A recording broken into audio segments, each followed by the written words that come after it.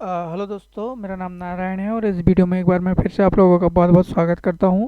तो इस वीडियो में हम देखेंगे ई I G R P load balancing कैसे हम कॉन्फ़िगर कर सकते हैं हमारे इंफ्रास्ट्रक्चर पे। तो बेसिकली मैंने ये एक यहाँ पे जो डायग्राम लिया है सिर्फ एक्सप्लेन करने के लिए लिया है कि किस कंडीशन में हम इसको कॉन्फ़िगर कर सकते हैं और कैसे ये वर्क करता है। ठीक है, तो यहाँ पे क्या है, अगर इस नेटवर्क को अगर आप देखेंगे तो यहाँ पे आ, इतने सारे राउटर लगे हैं, लेकिन हमको सिर्फ देखना है राउटर ए और राउटर एच। तो ये जो है मेरा सोर्स है और ये डेस्टिनेशन है। ठीक है, डेस्टिनेशन नेटवर्क इस तरफ। तो अभी डेटा को यहाँ से या ट्रैफिक को यहाँ से यहाँ तक पहुँचना है, तो इसके पास तीन रास्ते हैं, एक ये रास्ता, एक ये रास्ता और एक ये रास्ता। ठीक है, तो इन तीन रास्ते में से इसको सेलेक्ट करना है कोई एक रास्ता। तो वो कैसे सेलेक्ट होता है और लोड बैलेंस हम उसको इस कंडीशन में कैसे लगा सकते हैं, तो पहले देखते हैं यहाँ पे थोड़ा सा। By default E I G R P will automatically load balance across equal matrix root 4 by default 6 maximum. तो ये एक कंडीशन है कि बाय डिफ़ॉल्ट ये क्या है, लोड बैलेंस कर लेता है अक्रॉस इक्वल मैट्रिक्स। तो ये सब क्या है, ये इसको हम काउंट करेंगे, ये 2 और 8 और 6 को, ये क्या है, मैट्रिक्स कहलाएंगे। ये टोटल मैट्रिक्स हो जाएगा। वैसे ही अभी यहाँ पे बाय डिफ़ॉल्ट क्या है, ये इक्वल मैट्रिक्स को तो ये ऑटोमेटिकली लोड बैलेंस कर लेगा। बाय डिफ़ॉल्ट 4 और मैक्सिमम हम इसको 6 कर सकते हैं। तो ये किस कंडीशन में करेगा ऑटोमेटिकली, ये जो 8 है, ये 2 है, ये 6 है, ये टोटल कितना हो गया 16। तो वैसे ही ये वाला, ये 2 5 9, ये इक्वल होना, तो ये इक्वल नहीं हो रहा है, ये कितना हो रहा है, ये 11 हो रहा है। और ये वैसे भी ये तो कुछ हो गया कितना, 18 28 हो गया ये। तो इस कंडीशन में क्या है, ये बाय डिफ़ॉल्ट नहीं करेगा, लेकिन हम मैनुअली कॉन्फ़िगर कर सकते हैं। अगर ये इक्वल रहेगा तो ये बाय डिफ़ॉल्ट खुद ब खुद कर लेगा। ठीक है, E I G R P also support load balancing across route with unequal metrics. तो अभी ये सब अनइक्वल मैट्रिक्स है, इसको देखेंगे तो ये कितना हो रहा है, ये 16 हो गया। ठीक है, ये कुछ 27 हो गया, ये वाला कुछ हो गया हमारे पास 9 11। तो ये सब अनइक्वल है, तो इस कंडीशन में भी ये सपोर्ट करता है। ठीक है, तो आई होप कि ये डायग्राम आपको समझ में आया होगा और इसको आगे देखेंगे हम। Earlier in this section, we established that router A would choose the route through D as it is feasible distance to destination network, या बेस्ट रूट जिससे हम feasible distance बोलें, या तो फिर एडवर्टाइज डिस्टेंस या फिर बेस्ट रूट, ये तीनों चीज़ एक ही होता है। अगर उसको जाना है तो ये राउटर डी वाला रूट चूज़ करेगा। वो कैसे, फिर से हम बैक जाके देखते हैं। राउटर डी मतलब ये वाला रूट, ये वाला रूट इसको पास पड़ेगा क्योंकि इसकी मैट्रिक्स कम है। क्यों, इसको काउंट करेंगे, ये 4, ये 5 9 हो गया और ये 11 हो गया, ये वाला 27 जा रहा है, ये वाला 16 जा रहा है। तो जो जिसका मैट्रिक कॉस्ट कम होता है, या फिर हमारा ये जो मैंने पिछले वीडियोस में बताया था फिजिबल डिस्टेंस कम होता है, वो बेस्ट रूट होता है। तो इसने इसको सेलेक्ट कर लिया। इसके बाद में एक और चीज़ सेलेक्ट करता है, ये फिजिबल सक्सेसर जिसे बैकअप रूट बोलते हैं। तो बैकअप रूट क्या होगा, बैकअप रूट कौन सा होगा, ये वाला होगा, क्योंकि इसका हो रहा है 16, इसका हो रहा है 11, इसका हो रहा है 27। ठीक है, तो पहले बेस्ट रूट और उसके बाद में बैकअप रूट। तो बैकअप रूट ये रहेगा राउटर बी के थ्रू। अभी यहाँ पे देखिए एडवर्टाइज डिस्टेंस वही। ठीक है, एडवर्टाइज डिस्टेंस इसी से रिलेटेड है, विजिबल डिस्टेंस है। The E I G R P metric for an E I G R P neighbour to reach to a particular network. तो ये होता क्या है, नेबर की मैट्रिक की एक पर्टिकुलर नेटवर्क तक पहुंचने के लिए। ठीक है, सपोज ये किस किस नेबर से होके जाएगा, इससे इससे इससे, तो इसको बोलेंगे। वैसे ही बैकअप में क्या हो जाएगा, feasible distance. The administrative distance for a particular network learn from EIGRP neighbor plus the EIGRP metric to reach that neighbor। तो ये क्या है, अपडेट किया हुआ रहता है। सपोज इसको पता है कि मैं कितनी दूर में यहाँ तक पहुँच सकता हूँ, कितनी देर में, कितने नेटवर्क के बाद में, या तो फिर इसको दूसरे राउटर बताएंगे कि आप इतने नेटवर्क के बाद में यहाँ से यहाँ तक पहुँच सकते हैं। तो उसको हम फिजिबल डिस्टेंस बोलता है। लर्न फ्रॉम EIGRP नेबर, तो इसको EIGRP नेबर बताएंगे कि ये इतनी दूरी पे है करके। ठीक है,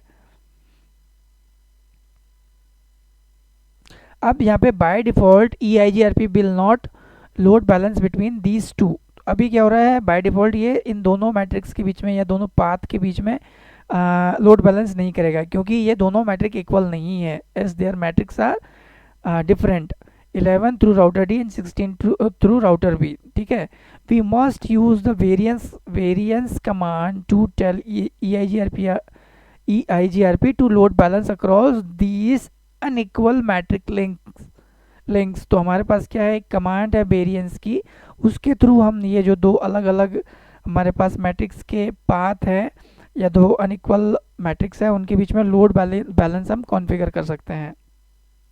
अब ये कमांड है, ठीक है, इस कमांड को समझते हैं। यहाँ पे पहली कमांड है राउटर EIGRP10। तो मैं हर एक वीडियो में बता रहा हूँ राउटर EIGRP10 का मतलब क्या होता है। ये EIGRP को की प्रोसेस को इनेबल करता है, और 10 है जो हमारा ऑटोनमस नंबर है। ठीक है, अब यहाँ पे क्या हो रहा है, द वेरिएंस कमांड, ये जो वेरिएंस कमांड का काम क्या है, ये वेरिएंस कमांड काम करती है as a multiplier. The variance command assign a multiplier in this instance of 2। हमने यहाँ पे 2 लगाया है तो यहाँ पे मल्टीप्लायर का काम करेगी, ये 2 के जैसे काम करेगी। We multiply this variance value by the metrics of our feasible distance. तो फिजिबल डिस्टेंस कौन सी है हमारी, 11 है। ठीक है, 11 कहाँ गई, यहाँ पे। फिजिबल डिस्टेंस ये वाली है और ये वाली है फिजिबल सक्सेसर। तो हमने इसको मल्टीप्लाई किया 2 से, जो यहाँ पे वेरिएंस नंबर दिया है 2 को, उससे मल्टीप्लाई किया हमारी फिजिबल डिस्टेंस से, तो ये हो जाएगा 22। अब ये 22 यहाँ पे वर्क क्या करेगा, इसका काम क्या है, thus any feasible successor with a matrix within twice of the of our feasible distance। मतलब हमारा जो feasible distance है उसको हमने 2 से मल्टीप्लाई कर दिया तो जो 12 हो गया है।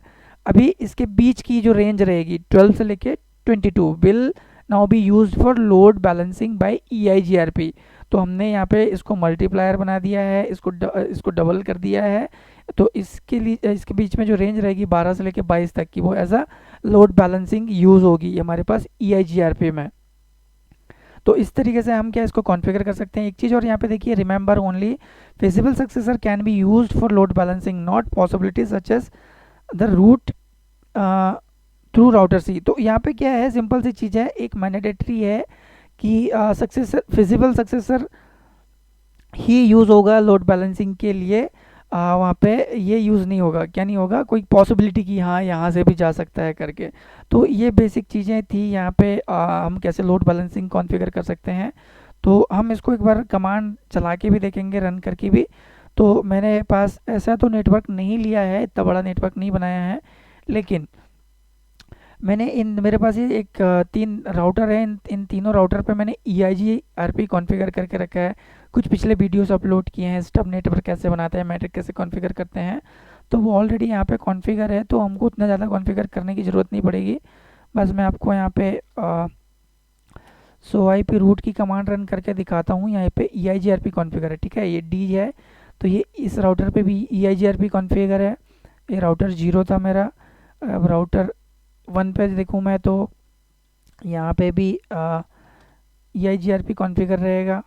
सो IP रूट ये कमांड करते हैं तो यहाँ पे भी D दिख रहा है, D से हमको पता चलता है कि EIGRP कॉन्फ़िगर है, और यहाँ पे भी। तो अभी हम क्या कर रहे हैं, सिर्फ यहाँ पे एक वेरिएंस की कमांड रन करेंगे, वेरिएंस 2। तो उससे क्या होगा, हमारा जो लोड बैलेंसिंग हो जाएगी उस पर। ठीक है, तो ये सारे राउटर पे हम रन कर सकते हैं एक एक करके। तो यहाँ पे हम सबसे पहले राउटर 1 पे देखते हैं, तो इसको फिर से हमको कॉन्फ़िगरेशन मोड पे जाना पड़ेगा, conft राउटर EIGRP, और उसके बाद में 10 एंटर वेरिएंस। तो इस वेरिएंस की कमांड आ जाएगी 2। ठीक है, तो इस तरीके से क्या है, इसने एक न्यू एडजेंसी क्रिएट कर लिया है, और जब भी हम कुछ चेंज करते हैं तो ये ऑब्वियसली यहाँ पे चेंज दूसरे के साथ में शेयर होगा।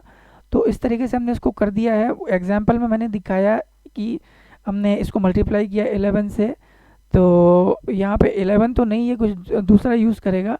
ठीक है, अब यही कमांड हम दूसरा राउटर पे भी रन कर देंगे। कहाँ गया दूसरा राउटर, राउटर 1,